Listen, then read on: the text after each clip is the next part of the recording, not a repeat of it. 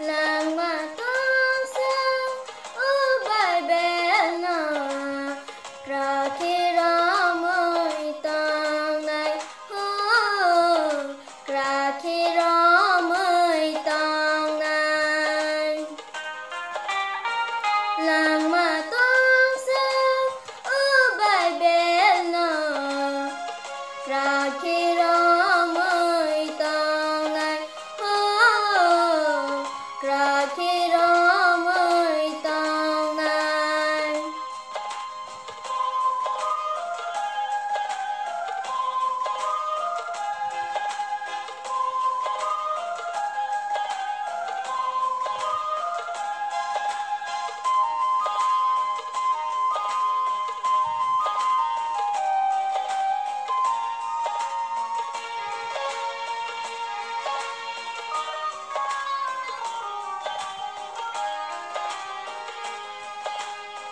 Bible says lang ma funuga Bible says himna furanga Jesu ni lama Jesu ni thaniya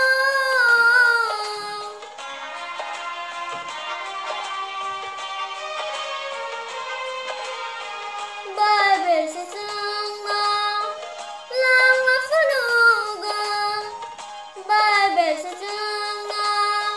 himna furanga Jesu ni lama Jesu ni thaniya lang ma tong sang ở Bible na ra khi đó mới tàng này ra khi đó mới tàng này làng mà tông sang ở bài bé nào ra khi đó mới tàng này ra khi đó mới tàng này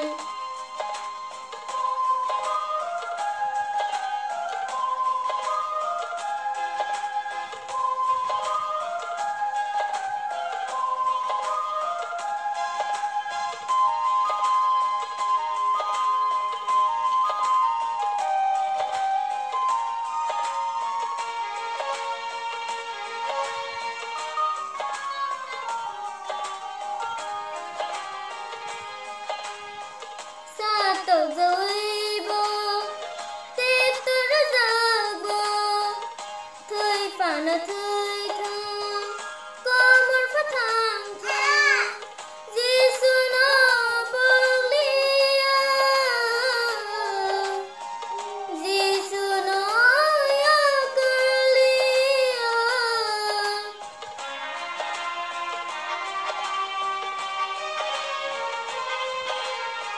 xa tàu rồi bơ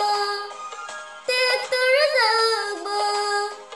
thời phản là thời thương có mất phát hàng thường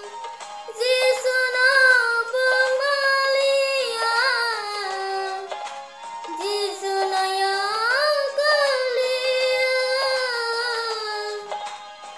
làng mà toan sang ở bài bé nào ra khi đó mới tàng này ra khi đó mới tàng này làng mà toan sang ở bài bé nào ra khi đó mới tàng này ra khi đó mới tàng này ra khi đó